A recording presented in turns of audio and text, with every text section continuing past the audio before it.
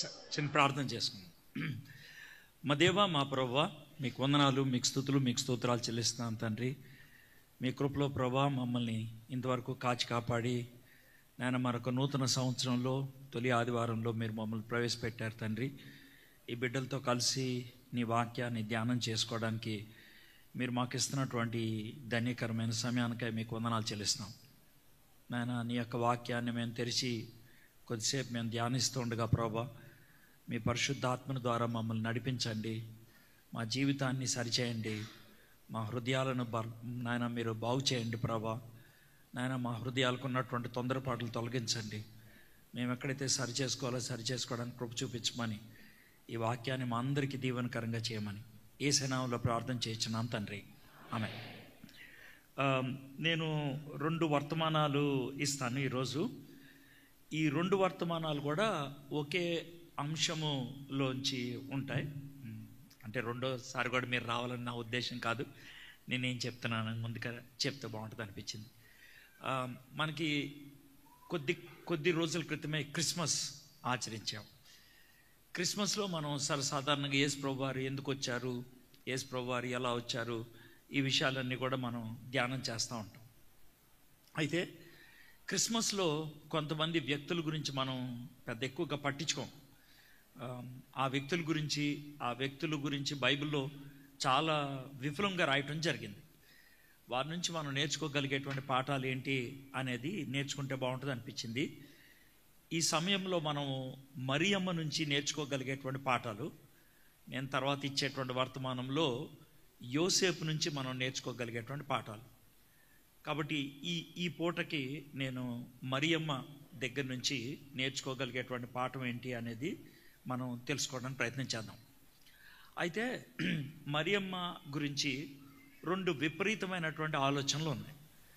కొంతమంది అయితే మరియమ్మను దేవుడిగా, ఒక దేవతగా కొలవటం అనేది జరుగుద్ది.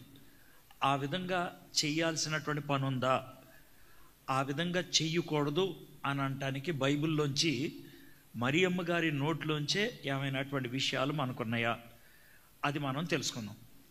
రెండో విపరీతమైన ఆలోచన ఏంటంటే, కొంతమంది అసలు మరియమ్మను పట్టించుకోకుండా ఉంటారు. అలాగ మనం మరియమ్మను పట్టించుకోకుండా మనం వదిలేయాల్సినటువంటి పరిస్థితి ఉన్నదా, ఈ రెంటికి మధ్యన సత్యం ఎక్కడైనా ఉందా, అది మనం తెలుసుకోవడానికి ప్రయత్నం చేద్దాం. అయితే మనం లూకా సువార్తలో ఎక్కువగా మరియమ్మ గారి గురించి ఉంటుంది.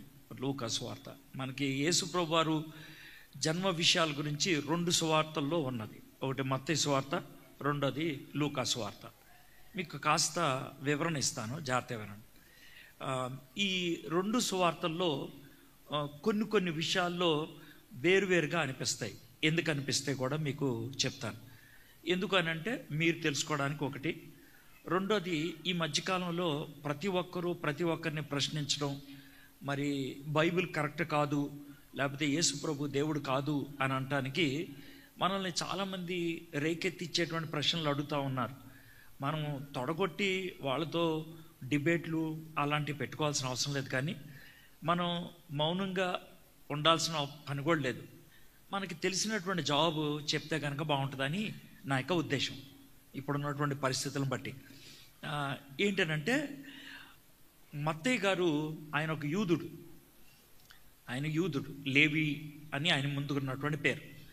ఆ మత్తయ్య అనేటువంటి ఆయన మన సుంకపు గుర్తు అంటే ట్యాక్స్ తీసుకుంటారు చూసారా, ఆ పని చేసేటువంటి వాడు. యేసు ప్రభు వారు ఆయన పిలిచారు, తర్వాత శిష్యుడిగా ఉన్నాడు. తర్వాత ఆయన సువార్తను రాయటం జరిగింది. ఆయన ఆఫ్రికా ఖండంలో ఇథియోపియా ప్రాంతంలో ఆయన్ని చంపేయటం జరిగింది. ఆయన్ని బళ్ళెంతో పొడిచి చంపేయటం జరిగింది. అంటే మత్తయ్య గురించి సూక్ష్మంగా కొన్ని మాటలు. అయితే ఈ మత్తయ్య గారు రాసినటువంటి సువార్త యూదులకు రాశాడు. యూదులు మెస్సయ్య వస్తాడు, మెస్సయ్య గురించి చాలా ప్రవచనాలు ఉన్నాయి అని వాళ్ళకి ఉన్నది. సో పాత నిబంధనలో యేసు ప్రభువు వారి గురించి 318 ప్రవచనాలు ఉన్నాయి. ఈ 318 ప్రవచనాల్లో 68 ప్రవచనాలు తీసుకొని ఆ 68 ప్రవచనాల్ని ఆయన ఎత్తి చూపిస్తూ ఆ ప్రవచనాల్ని నెరవేర్చుకుంటూ రక్షకుడిగా వచ్చినటువంటి ఈ యేసే మనం ఎదురు చూసేటువంటి మెస్సయ్య. ఈ యేసే మనం ఎదురు చూసేటువంటి క్రీస్తు. క్రీస్తు అంటే పరలోకం నుంచి ప్రత్యేకంగా పంపించబడినటువంటి అభిషిక్తుడు. ఆయనే ఈయన అని రుజువు చేయడానికి 28 అధ్యాయాలు కలిగినటువంటి ఆ సువార్తను మనకు అందించాడు. వాళ్ళేమో రాజు వస్తాడు అని ఎదురు చూశారు కదా. అందుకనే మత్తయ్య గారు యేసు ప్రభువారిని యూదులకు రాజుగా పరిచయం చేయడానికి ఇష్టపడ్డాడు. అందుకే మనకి మత్తయి సువార్తలో 2వ అధ్యాయంలో ఎవరు కనబడతారు? తూర్పు దేశపు జ్ఞానులు రాజు ఎక్కడ పుట్టాడు అని అడగటం జరుగుద్ది కదా. 28వ అధ్యాయంలోకి వచ్చేప్పటికి సర్వాధికారం నాకు ఇవ్వబడింది, మీరు సర్వలోకానికి వెళ్ళి సువార్తను బోధించండి. ఈ మొదటి అధ్యాయంలో ఆయన రాజుగా ప్రకటించబడటం, చివరి అధ్యాయంలో నాకు రాజ్యాధికారం ఇవ్వబడింది, నా రాజ్యం గురించి సర్వలోకానికి వెళ్ళి బోధించండి అని చెప్పారు కదా. దాంతో మనకేమవుద్దంటే మత్తయి సువార్త అంతా కూడా యేసు ప్రభుని యూదులకు రాజుగా పరిచయం చేయడం జరిగింది. ఆయన యూదులకు రాజుగా పరిచయం చేశారు కాబట్టి యూదులు నుంచి రావాల్సినటువంటి మెస్సయ్య అబ్రహాము వంశములో, దావీదు వంశంలో ఆయన వచ్చినవాడు అని రుజువు చేయడానికని మత్తయి సువార్త మొదటి అధ్యాయంలో మనకి యేసు ప్రభు యొక్క వంశావళి ఉంటుంది కదా. ఆ వంశావళి ఎవరు వంశావళి అంటే యోసేపు గారు వంశావళి. ఎవరు వంశావళి? యోసేపు గారు. కాబట్టి యోసేపు గారు వంశావళి ద్వారా యేసు ప్రభు వారు అంటే దావీదు వంశంలోంచి వచ్చినటువంటి యోసేపు, ఆ యోసేపులోంచి వచ్చినటువంటి లేకపోతే ఈ లోకంలో తండ్రిగా వ్యవహరించినటువంటి యోసేపుని మనకు పరిచయం చేయడం జరిగింది. ఇది మత్తయ్య గారు చేసినటువంటి పని. మరి లూకా గారు యూదుడు కాదు, ఆయన అన్యుడు. లూకా గారు అన్యుడు. సర్వలోకానికి సువార్తను అందించడం, సర్వలోకానికి యేసు ప్రభుని రక్షకుడిగా పరిచయం చేయటం, అది ఆయనకున్నటువంటి గురి అన్నమాట. మరి సర్వలోకము యేసు ప్రభుని రక్షకుడిగా గుర్తించాలంటే ఎలాగా? కాబట్టి యేసు ప్రభు వారు ఎప్పుడు పుట్టారు అంటే కైసరు ఔగుస్తు కాలంలో. అందరికీ కైసరు ఔగుస్తు తెలుస్తాడు కదా. అందుకని కైసరు ఔగుస్తు కాలంలో ఆయన పుట్టాడు. ఆ విధంగా యేసు ప్రభుని సర్వలోకానికి రక్షకుడిగా పరిచయం చేయడానికి ప్రయత్నం చేశాడు లూకా భక్తుడు. లూకా సువార్త 3వ అధ్యాయంలో మనకి వంశావళి ఉంటుంది. మరి ఈ వంశావళి ఎవరిది అని అంటే జాగ్రత్త, ఈ వంశావళి మరియమ్మ గారి వంశావళి. మత్తయి సువార్తలో ఎవరి వంశావళి? యోసేపు గారి వంశావళి. ఈ వంశావళి లూకా సువార్తలో వంశావళి ఎవరిది? మరియమ్మ గారి. అయితే మరియమ్మ గారి వంశావళి, యోసేపు గారి వంశావళి ఒకదాకా అంటే పైనుంచి లెక్కేసుకుంటే ఒకటే ఉంటుంది, ఒక చోట మారిపోతుంది. ఎక్కడ? ఇద్దరు కూడా దావీదు వంశస్థులే, కానీ చివర్లో పేర్లు మారిపోయినాయి. ఎందుకు మారిపోయాయి? మీలో కొంచెం నిజంగా నేర్చుకోవాలనుకున్న వాళ్ళు ఈ పని చేస్తారు. నేను చెప్పింది కరెక్టా కాదో వెళ్ళి చూసుకుంటూ వెళ్తారు. ఏమవుద్దనంటే ఇప్పుడు మత్తయ్య గారి వంశావళి ఉందనుకోండి, దావీదుకి సొలొమోను యొక్క పిల్లలను అలా లెక్కేసుకుంటే కనుక యోసేపు వస్తాడు. అర్థమైందండి? అయితే మరియమ్మ గారి వంశావళి దగ్గరికి వెళ్ళేప్పటికీ తిరిగేసి ఉంటుంది అనుకోండి. ఆ వంశావళి ఎలా ఉంటుందనంటే దావీదు తర్వాత సొలొమోను కనబడటం. ఎవరు కనబడతాడంటే నాతాను కనబడతాడు. అంటే దావీదు గారికి 2 కొడుకులు. ఎవరెవరు? సొలొమోను, నాతాను. సొలొమోను గారి వంశావళిలో వచ్చినటువంటి ఆయనేమో యోసేపు, నాతాను గారి వంశావళిలో వచ్చిందేమో మరియమ్మ. మీకు అర్థమైంది కదండి? ఇద్దరికి కూడా మొత్తాత ఎవరు? దావీదే. ఇద్దరు కూడా ఎవరు వంశస్థులు? దావీదు వంశస్థులే. కానీ ఎక్కడ మారిపోయారు? తండ్రులు అంటే అన్నదమ్ముల పిల్లలు అన్నమాట. మీకు అర్థమైంది కదండి? కాబట్టి ఆ విధంగా వంశావళి మారిపోద్ది. ఎందుకంటే మారిపోయింది, అక్కడొక వంశావళి ఉంది, ఇక్కడొక వంశావళి ఉందంటే ఉంటుంది మరి వేరుగానే. మరియమ్మ వాళ్ళ నాన్న యోసేపు వాళ్ళ నాన్న కాదు. అర్థమైందా? మరి ఇద్దరు దావీదు వంశస్థులు ఎలా అయిపోయారు అంటే వెనక్కి వెళ్తే ఇక్కడ తేలింది అది. అర్థమైందా? సొలొమోను గారి కొడుకేమో యోసేపు, నాతాను గారి కొడుకేమో మరియమ్మ. సొలొమోను గారు, నాతాను గారు ఎవరు కొడుకులు? దావీదు కొడుకులు. కాబట్టి ఇద్దరు కూడా దావీదు వంశస్థులు అంటారంటే దావీదు వంశస్థులే. కాబట్టి లూకా గారు అంతానేమో మరియమ్మ గారి గురించి రాసుకుంటూ వచ్చారు ఆయన. ఎందుకు? లోకములోకి లోకరక్షకుడు కన్య అయిన మరియ ద్వారా వచ్చాడు. అది ఆయన రాయాలనుకున్నటువంటి విషయం. అందుకనే మరియ గురించి అన్ని విషయాలన్నీ రాసుకుంటూ వచ్చాడు లూకా. కానీ ఈ మత్తయి గారేమో యేసుప్రభు వారు మెస్సయ్య, యూదులందరూ ఎదురు చూస్తున్నటువంటి లోకరక్షకుడు ఈయనే, కాబట్టి యూదుల రాజు ఈయనే అని ఆయన్ని ఎవరో పరిచయం చేయడానికని యోసేపు గారి యొక్క వంశావళంతా రాసుకుంటూ వచ్చిందేమో మన మత్తయి గారు. అర్థమైంది కదండి. ఇప్పుడు మనం లూకాసు వార్తని ఎక్కువగా చూస్తాం. ఎందుకనంటే మనం మరియ నుంచి చాలా పాఠాలు మనం నేర్చుకుంటాం. తర్వాత వర్తమానంలో మత్తయి సువార్త చూస్తాం. అక్కడ మనం యోసేపు గారి గురించి చాలా పాఠాలు నేర్చుకుంటాం. వీళ్ళిద్దరి జీవితాన్ని నుంచి మనం నేర్చుకోవాల్సినటువంటి విషయాలు చాలా ఉన్నాయి. మొదటి అధ్యాయంలోకి మనం వద్దాం. లూకాసు వార్త మొదటి అధ్యాయంలోకి వద్దాం. లూకాసు వార్త మొదటి అధ్యాయం దేంతో మొదలవుద్దంటే, యేసు ప్రభు వారు రావటానికి ముందు ఇంకొక ఆయన రావాలని ఉంది. అది ఎవరు రాశారు? మలాకీ గారు రాశారు. మలాకీ గారు చివరిలో ఏమని రాశారంటే, ఇదిగో నా నా నా యొక్క మెస్సియాకు ముందుగా ఒక దూతను పంపిస్తున్నాను అని రాశాడు. మలాకీ గారు రాసిన 400 సంవత్సరాలకి 400 సంవత్సరాలు నిశ్శబ్దంగా ఉంది. నిశ్శబ్దంగా అంటే 400 సంవత్సరాలు ప్రవచనాలు కొత్తగా ఏమి లేవు.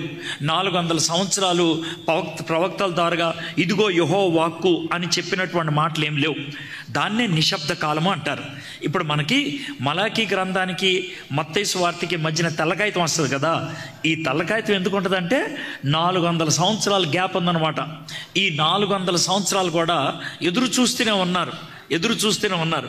అయితే అలాంటి టైంలో ముసలోడైనటువంటి జకరియకి, ముసలదైనటువంటి ఎలిజబెత్ అమ్మకి దేవుడు దర్శనం ద్వారా గబ్రియల్ దూతను పంపించి మాట్లాడాడు.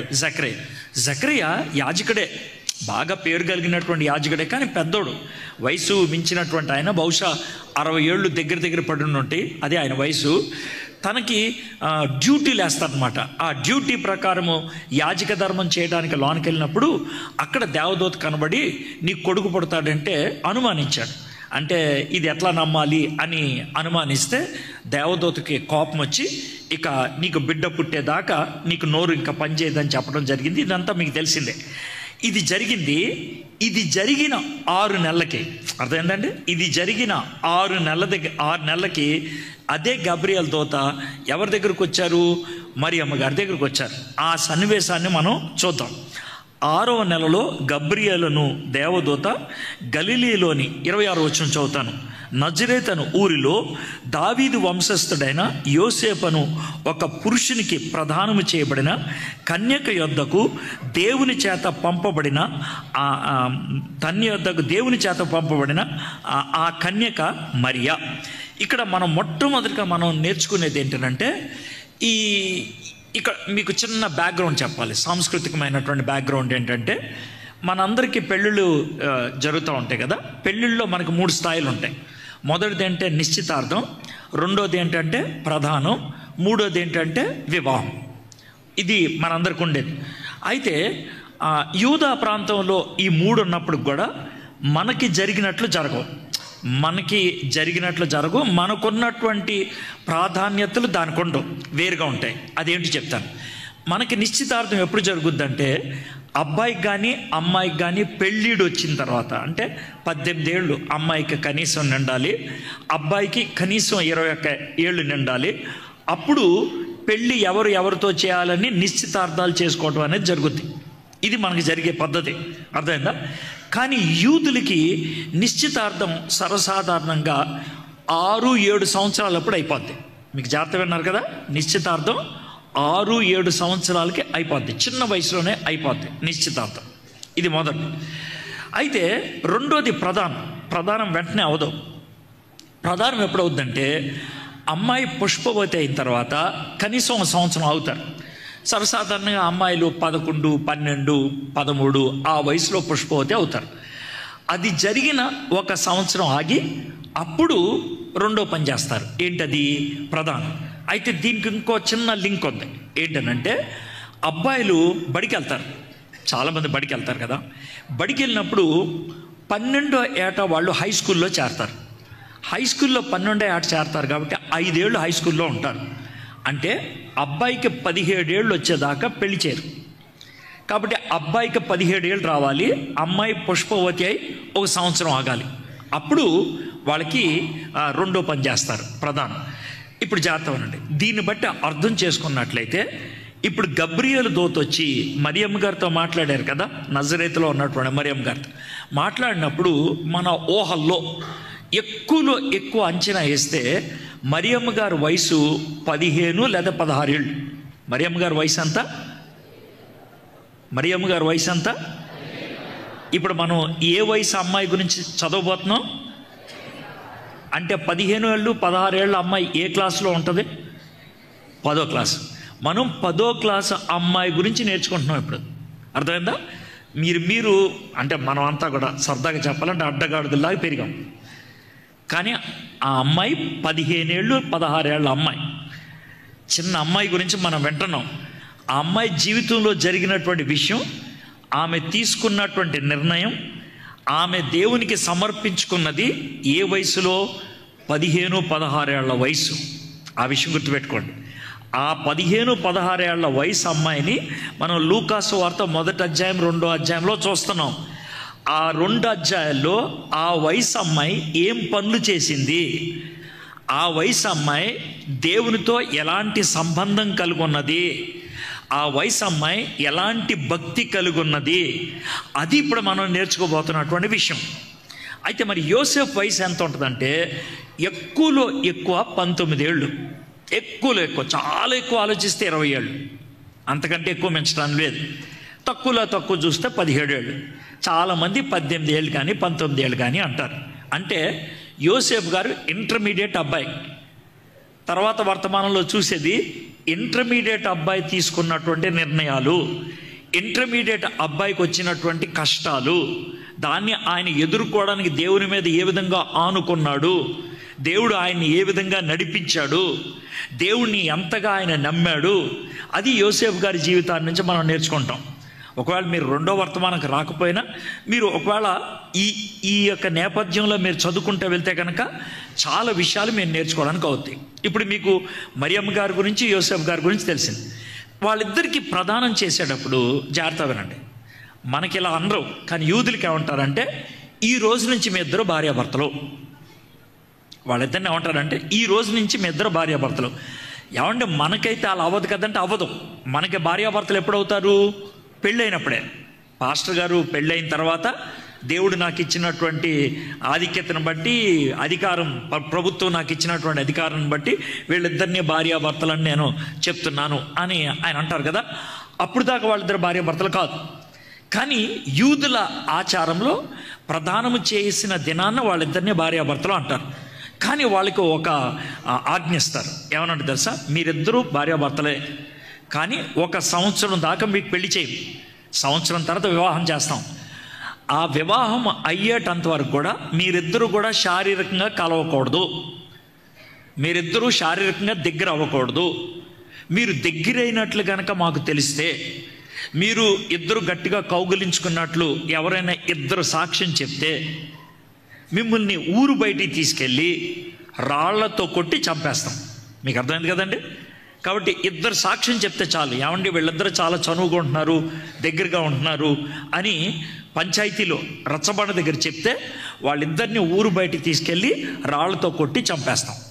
కాబట్టి చాలా జాగ్రత్తగా ఉండాలి. మీకు చిన్న ప్రశ్న ఉండొచ్చు, ఎందుకండి అలాగా భార్యాభర్తలని చెప్పి 1 సంవత్సరం వాళ్ళకి ఆ విధమైనటువంటి కఠినమైనటువంటి పరీక్ష పెట్టడం అంటే దాన్ని వాళ్ళ యొక్క పవిత్రతను, వాళ్ళ యొక్క నిగ్రహ శక్తిని పరీక్షించటానికి ఇచ్చేటువంటి పని అన్నమాట. అది ప్రతి యూదుడికి ఆ నిగ్రహ శక్తి రావాలి, ప్రతి యూదురాలకి ఆ నిగ్రహ శక్తి రావాలి, ప్రతి యూదురాలు కూడా పరిశుద్ధంగా వాళ్ళు ఉండాలి అని అనటానికి వాళ్ళకి నేర్పించేటువంటి పాఠం అన్నమాట ఇది. సో ఇప్పుడు జరిగిన విషయం ఏంటంటే మరియమ్మ గారికి యోసేపు గారికి ప్రధానం అయిపోయింది. వాళ్ళిద్దరూ అక్కడ ఉన్నటువంటి సంస్కృతి ప్రకారం భార్యాభర్తలు, కానీ వాళ్ళిద్దరూ శారీరకంగా కలవకూడదు. ఇది పరిస్థితి. అలాంటి పరిస్థితుల్లో ఉన్నప్పుడు ఇప్పుడు ఈ పని జరిగింది. దీంట్లో మనకి ఏం కనబడుతుంది అని అంటే కనుక దేవుడు ఒక దూతను పంపించాడు, గబ్రియల్ దూత గారిని పంపించారు. ఎవరి దగ్గరికి పంపించారు? కన్య అయిన మరియ దగ్గరికి పంపించారు. అంటే దేవుడు మరియ గురించి ఒక సర్టిఫికెట్ ఇచ్చారు, ఒక కితాబ్ ఇచ్చాడు. ఏమని కితాబ్ ఇచ్చాడు? ఆమె కన్య. ఏమని? కన్య అని ఇచ్చాడు. దేవుడు ఆమెకు ఆ విధంగా ఇచ్చాడు. తర్వాత ఏం జరిగిందో చూద్దాం. 28వ వచనం. ఆ దూత లోపలికి వచ్చి ఆమెను చూచి, దయాప్రాప్తురాలా, నీకు శుభము, ప్రభువు నీకు తోడై ఉన్నాడని చెప్పాను. ఆమె ఆ మాటకు బహుగా తొందరపడి ఆ శుభవచనం ఏమిటో అని ఆలోచించుకొనుచుండగా దూత, మరియా, భయపడకము, దేవుని వలన నువ్వు కృప పొందితివి. ఇదిగో నీవు గర్భము ధరించి కుమారుని కని ఆయనకి యేసు అని పేరు పెట్టుదువు. ఆయన గొప్పవాడే, సర్వోన్నతుని కుమారుడు అనబడును. ప్రభు అయిన దేవుడు ఆయన తండ్రి అయిన దావీదు సింహాసనమును ఆయనకిచ్చును. ఆయన యాకోబు వంశస్థులను యుగయుగములు ఏలును. ఆయన రాజ్యము అంతము లేనిదై ఉండునని ఆమెతో చెప్పాను. అందుకు మరియా, నేను పురుషుని ఎరుగను దాననే, ఇది ఎలాగూ జరుగునని దూతతో అనగా, దేవుడు ఆమెను ఒక సర్టిఫికెట్ ఇచ్చాడు, కన్య అని. మరియ కూడా ఏమని చెప్తుంది, నేను నాకు తెలిసినంత మాత్రకు నా మనస్సాక్షి ప్రకారము నేనెప్పుడు ఈ విషయంలో కాలు జారలేదు, ఈ విషయంలో నాకున్నటువంటి పరిధులు దాటి వెళ్ళిపోలేదు, నా విషయంలో నేను చాలా జాగ్రత్తగా ఉన్నాను. 16 ఏళ్ల అమ్మాయి ఎంత నిక్కచ్చిగా చెప్తుందో చూడండి. నేను యథార్థంగా ఉన్నాను, ఈ విషయంలో నేను యథార్థంగా ఉన్నాను. మరియా మొట్టమొదటిగా మనకు నేర్పించే పాఠం ఏంటంటే, ఆమె యథార్థవంతురాలు. షీ ఈజ్ ఆనెస్ట్, చాలా యథార్థవంతురాలు. ఈ మాట చెప్పి వదిలేయట్లేదు, కానీ మనల్ని మనం ప్రశ్నించుకోవడానికి ప్రయత్నం చేద్దాం. ఇప్పుడు మనం జీవిస్తున్నటువంటి జీవితం చాలా భయంకరమైంది. ఎందుకనంటే సోషల్ మీడియా ఏదైతే మనకున్నదో అది విషపూరితమైనది, అది విషం కక్కేది. ఎందుకనంటే చాలామంది సోషల్ మీడియాకి బానిసలైపోయినటువంటి వాళ్ళు ఉన్నారు. మీరు తెల్ల బట్టలు కట్టుకున్నంత మాత్రాన, నేను మిమ్మల్ని తెల్ల బట్టలు ఎందుకు వేసుకున్నారు నేను అడగట్లా, మీరు తెల్ల బట్టలు కట్టుకున్నంత మాత్రాన మీ హృదయం అలాంటిదే అని అనుకుంటే కనుక పొరపాటు. మీ హృదయం అలాంటిదో కాదో మీకు తెలుసు, దేవుడికి తెలుసు, ఇంకెవరికి తెలియదు. మీ యొక్క జీవితం ఎలాంటిదో మీకు తెలుసు, దేవుడికి తెలుసు. ఇక్కడ మరియ తన గురించి ఏం చెప్పుకున్నదో దేవుడు కూడా అదే మాట చెప్పి గబ్రియలు దూత గారిని పంపించారు. ఇప్పుడు నేనేమంటానంటే, నీ గురించి నువ్వేం చెప్పుకుంటున్నావో, నీ గురించి ఏమైతే నువ్వు ప్రజలకి నువ్వు పరిచయం చేసుకుంటున్నావో అదే మాట దేవుడు నీ గురించి చెప్పగలడా? ఈమె యథార్థవంతురాలు అని దేవుడు అనగలడా? ఇతను యథార్థవంతుడు అని అనగలడా? మీలో చాలామందికి పెళ్ళైపోయింది కానీ మీరు ఈ మాట చెప్పగలరా? నా భార్యతో కాకుండా, నా భర్తతో కాకుండా నేను ఇంకెవరితో కూడా చనువుగా లేను అని మీరు చెప్పగలరా? మీరు ఆలోచించండి. ప్రస్తుతం ఉన్నటువంటి సమాజంలో ఇలాంటి మాటలు చెప్పాల్సినటువంటి అవసరత ఏర్పడుతుంది. ఎందుకు అనంటే, మనం వినేటువంటి కథనాలు, మనం వినేటువంటి వర్తమానాలు, మనం వినేటువంటి విషయాల గురించి ఆలోచిస్తూ ఉంటే భయంతో చచ్చిపోవాల్సి వస్తుంది. ఎందుకనంటే ఎవరిని నమ్మలేనటువంటి దరిద్రమైన స్థితిలోకి మనం వచ్చేసాం.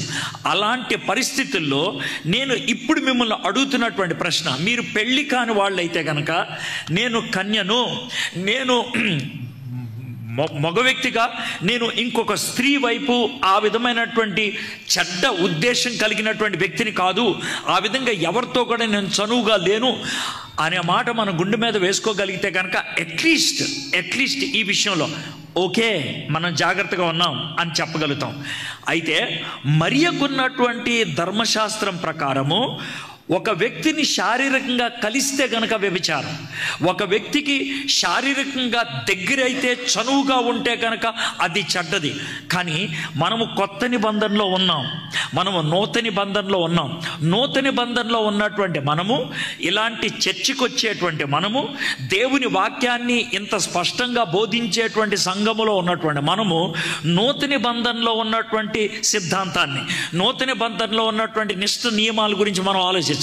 నూతన నిబంధనలో మనకి కొండ మీద ప్రసంగంలో ఏమని యేసుప్రభువు వారు చెప్తున్నారు, పాత నిబంధనలో వ్యభిచారము అని అంటే కనుక శారీరకంగా కూడితే, కానీ కొత్త నిబంధనలో అలాంటి ఆలోచన ఉంటే అప్పుడే నువ్వు వ్యభిచారం చేసినట్లు అని అన్నాడు కదా. మరి సోషల్ మీడియా గురించి ఎందుకు చెప్తున్నాను? చాలామంది సోషల్ మీడియాలో ఈ అశ్లీల చిత్రాలకు బానిసలైపోవటం, షార్ట్స్ అని వస్తూ ఉంటే దాన్ని చూస్తూ దాని ద్వారా ఒక విధమైనటువంటి తృప్తిని పొందడానికి ప్రయత్నం చేయటం, ఒక షార్ట్ చూసి ఆగిపోవటం అనేది మనకి చేత కాదు. అలా చూసుకుంటూ వెళ్ళిపోవటం, గంటలు సమయం వెచ్చించటం, ఈ విధమైనటువంటి వ్యవహారం ఒకవేళ ఉన్నట్లయితే మనం మరియలాగా నేను యథార్థవంతురాలను అని మనం చెప్పుకోగలుగుతామా? మనం చెప్పుకోలేము. మరియా 15-16 ఏళ్ళు అమ్మాయి అయినప్పుడు కూడా ఆమె చాలా స్పష్టంగా ఏమని చెప్తుందంటే, నేను పురుషుణ్ణి ఎరుగని దానను. ఆ పదం చూడండి ఎంత ఖచ్చితమైనటువంటి మాట ఉపయోగించిందో. నాకు పురుషుడితో వ్యవహారాలు లేవు, నాకు పురుషుడికి దగ్గరైనటువంటి పరిస్థితులు నాకు లేవు, అలాంటి చనువుగా ఉండటం అనేది లేదు. ఇది నా గురించి నేను చెప్పగలిగేటువంటి మాట. ఎంత స్పష్టంగా చెప్పగలిగిందో. పైగా ఆ జవాబు ఎవరితో చెప్తుంది? దేవుడు పంపించినటువంటి ఒక దేవదూతతో చెప్తున్నటువంటి మాట. మరి నువ్వు నేను ఆ విధంగా చెప్పగలమా? Are we pure like that? ఆ విధంగా పవిత్రమైనటువంటి జీవితం మనకున్నదా? ఆ విధమైనటువంటి యథార్థవంతమైనటువంటి జీవితం మనకుందా? యథార్థవంతురాలు మరియమ్మ యథార్థవంతురాలు. ఇది మొదటి పాఠం. రెండోది, ఈ రెండో పాఠంకి నేను కొంచెం ఆలోచింపచేస్తాను మిమ్మల్ని. ఒకవేళ మీరు మీ గదిలో కూర్చొని ప్రార్థన చేస్తున్నారు అనుకుందాం. మీరు ఎందుకంటే బాగా ప్రార్థన చేసేటువంటి అలవాటు ఉంది మీకు. గదిలో కూర్చొని ప్రార్థన చేస్తున్నారు. ఆ రోజు కొంచెం ఎందుకో బాగా ఎక్కువగా భారంగా చేస్తున్నారు. ఆ భారంలో మీరు ఒకవేళ ప్రభా మీరు చెప్పండి ప్రభా ఎంతకాలం ప్రభా మీరు మౌనంగా ఉంటారని కొన్నిసార్లు మనం ప్రార్థన చేస్తూ ఉంటాం కదా. అలా కళ్ళు మూసుకొని ప్రార్థన చేస్తూ ఉండి చెప్పు ప్రభా అంటే ఒకవేళ మీరు ఒక స్వరం విన్నారనుకో, ఏంటమ్మా ఏంటి బాబు అని మీరు విన్నారనుకోండి, స్వరం విన్నారనుకోండి, మీరు గదిలో మీరు ఒక్కళ్ళే ఉన్నారు, తలుపులు వేసుకొని ప్రార్థన చేస్తున్నారు. ఆ స్వరం వింటే మీరేం చేస్తారు చెప్పండి నాకు? మీరేం చేస్తారు చెప్పండి? అబద్ధం ఆడకుండా చెప్పండి. భయపడతారు. తర్వాత ఏం చేస్తారు? అబద్ధం ఆడకుండా చెప్పండి. అరుస్తారు, బయటకు వచ్చేస్తారు, కళ్ళు తెరిచి బయటకు వచ్చేస్తారు. ఎందుకని? ఇప్పుడు చూడండి, మరియమ్మ గారు నిద్రపోట్ల, మరియమ్మ గారికి వచ్చింది దర్శనం.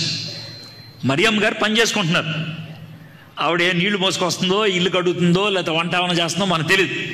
అయితే మీరు జాగ్రత్తగా ఉన్నట్లయితే 6వ నెలలో గబ్రియేలు అనే దేవదూత గలిలయలోని నజరేతు ఊరిలో దావీదు వంశస్థుడైన యోసేపు అనే ఒక పురుషునికి ప్రదానం చేయబడిన కన్యక యొద్దకు దేవుని చేత పంపబడిన ఆ కన్యక పేరు మరియా. చూడండి 28వ వచనం చూడండి. ఆ దూత తర్వాత ఉన్నదేంటి? లోపలికి వచ్చి ఆమెను చూచి. అంటే మరియమ్మ గారు పని చేసుకుంటా ఉంటే లోపలికి వచ్చి, అంటే ఏం దాటి వచ్చాడు అన్నవాడు దేవదూత? గుమ్మం దాటి వచ్చాడు. అంటే గుమ్మం తలుపు తీసుకొని లోనికి వచ్చి ఉంటాడు. అర్థమైందా? లోనికి వచ్చి మరియమ్మ గారితో ఏమండి మరియమ్మ గారు అని మాటతో మొదలు పెట్టారు. 16 ఏళ్ళ అమ్మాయి. ఒక ఆయన ఎవరో వచ్చాడు, పరాయన వచ్చి మాట్లాడాడు. మీరే కనుక అక్కడ ఉంటే ఏం చేస్తారు చెప్పండి? గట్టిగా అరిసి ఎవరో వచ్చారని పారిపోతారు. కానీ మరియమ్మ అలా పారిపోయినట్లు ఉన్నదా? లేదు. ఆమె చాలా ధైర్యంగా మాట్లాడుతుంది. అవునా కదా? మొదటిది ఆమె యథార్థవంతురాలు, రెండోది చాలా ధైర్యవంతురాలు. 16 ఏళ్ళ అమ్మాయి. ఆ విషయం గుర్తుపెట్టుకోండి. ఆమె చాలా ముసలిదేం కాదు, పెద్దదేం కాదు. 16 ఏళ్ళ అమ్మాయి ఎంత ధైర్యంగా మాట్లాడుతుందంటే, అలాగా ఆ దేవదూత మాట్లాడిన తర్వాత, దయాప్రాప్తురాలా నీకు శుభము, ప్రభువు నీకు తోడై ఉన్నాడని చెప్పాను. ఆమె ఆ మాటకు బహుగా తొందరపాటు ఉంది. మొండిదేం కాదు, పిచ్చిదేం కాదు. ఆమెలో కాస్త భయం ఉంది, కానీ పారిపోయే భయం కాదు. అది వెర్రి కేకలు పెట్టే భయం కాదు, గావు కేకలు పెట్టేటువంటి భయం కాదు. కాస్త భయం ఉన్నది. ఈ భయం ఈ అబ్బాయిని చూసి కాదు ఆవిడకి వచ్చింది. అంటే దేవదూత అనే మాట నేను ఎందుకు ఉపయోగించలేదంటే, ఓ మనిషిలాగా వచ్చాడు ఆయన. ఎందుకంటే తలుపు తీసుకొని వచ్చినట్లు మనకు ఉంది. అర్థమైంది? మనిషిలాగా వచ్చాడు, వచ్చి మాట్లాడుతూ ఉన్నాడు. అయితే మాట్లాడుతూ ఉన్నప్పుడు పరాయోడు కదా అని భయపడి వెళ్ళిపోలేదు, పారిపోలేదు, గావు కాక పెట్టలేదు. ఈ శుభవచనం ఏమిటో అని చూడగా దూత, మరియా భయపడకము, దేవుని వలన నీవు కృప పొందితివి. ఇదిగో నీవు గర్భము ధరించి కుమారుని కని ఆయనకి యేసు అని పేరు పెట్టుదువు. ఆయన గొప్పవాడై సర్వోన్నతిన కుమారుడు అనబడును. ప్రభువైన దేవుడు ఆయన తండ్రి అయిన దావీదు సింహాసనమును ఆయనకి ఇచ్చును. ఆయన యాకోబు వంశస్థులను యుగ యుగములు ఏలును. ఆయన రాజ్యం అంతము లేనిదై ఉండునని ఆమెతో చెప్పెను. అందుకు మరియా, నేను పురుషుని ఎరిగిన దాన్నే, ఇది ఎలాగ జరుగునని దూతతో అనగా. ఇదంతా విన్న తర్వాత ఆమె అడిగినటువంటి ఆ చిన్న ప్రశ్న ఉన్నది చూసారా, మీరు కాస్త జాగ్రత్తగా ఆలోచిస్తే మరియా ఎంత గొప్పదో మనకు అర్థమైపోతుంది. ఏంటండి దీంట్లో గొప్పతనం అని అంటే, ఇక్కడ గబ్రియల్ దూత గారు వచ్చి ఏమన్నారంటే, అమ్మ, ఈయన దావీదు వంశములోంచి వచ్చేటువంటి వాడు, ఈయన లోకం అంతటికి రక్షకుడు. ఈ విషయాలు ఈ 2 వచనాల్లో గబ్రియల్ దూత గారు మరియం గారు చెప్పారు. ఆ మాటలు వినంగానే ఆ మాటలకి దావీదు గారు ఎవరు అని అడగల, రాజు అవటం ఏంటి అని అడగల, అవేదేం అడగలేదు. ఆయన యుగ యుగములకు ఏళ్తాడంటే అది ఎవరు అని అడగల. ఆమె అడిగింది ఏంటనంటే, మరి నేను పురుషుణ్ణి ఎరగను దాన్ని కదా, ఇది ఎలా సాధ్యం? ఇప్పుడు మీరు నా గర్భం ద్వారా ఆ బాబు ఎవరో వస్తారంటున్నారు, అయితే ఇది నా వల్ల ఎలా సాధ్యమవుతుంది? దీన్ని బట్టి మనం నేర్చుకోవాల్సినటువంటి మూడో ప్రాముఖ్యమైన పాఠం ఏంటంటే, మొదటిది యథార్థవంతురాలు, రెండోది ధైర్యవంతురాలు, మూడోది వాక్యములో బాగా జీవిస్తున్నటువంటి వ్యక్తి. ఎవరు? మరియ గారు. దేంట్లో? వాక్యములో బాగా జీవిస్తున్నటువంటి వ్యక్తి. 16 ఏళ్ల అమ్మాయి అయిపోయినప్పుడు కూడా ఆమెకు వాక్యం ఎంత బాగా తెలుసంటే, గబ్రియల్ దూత గారు వచ్చి చెప్పిందల్లా ఏంటంటే పాత నిబంధనలో ఉన్నటువంటి కొన్ని వచనాలు. ఆ వచనాలు ఎత్తి చూపించంగానే మరియమ్మకు ఒక విషయం అర్థమైపోయింది. మేము ఎదురు చూస్తున్నటువంటి మెస్సయ్య ఈయనే, మేము ఎదురు చూస్తున్నటువంటి రక్షకుడు ఈయనే. ఆ రక్షకుడు గురించి గబ్రియల్ గారు చెప్తున్నారు ఇప్పుడు. కాబట్టి ఆ రక్షకుడు రావాలని ఉంది, కరెక్టే, నాకేమో దాంట్లో అనుమానం లేదు. అయితే ఇది నా వల్ల ఎలా అవుతుంది అని ఎందుకు అడుగుతున్నాను అని అంటే కనుక, సమాజం ఒప్పుకోదు కదా. ఇప్పుడు నేను నిండు చూలాలుగా రోడ్డు మీదకి వెళ్ళాను అనుకోండి, ఏమా నీకు ప్రధానమైంది పెళ్ళి అవ్వలేదు కదా, నీకు గర్భం ఎలా వచ్చిందని నన్ను రోడ్డు మీదకి ఈడ్చుకెళ్ళి నన్ను రాళ్ళతో కొట్టి చంపేస్తారు కదా, అది ఆవిడకున్నటువంటి అనుమానం.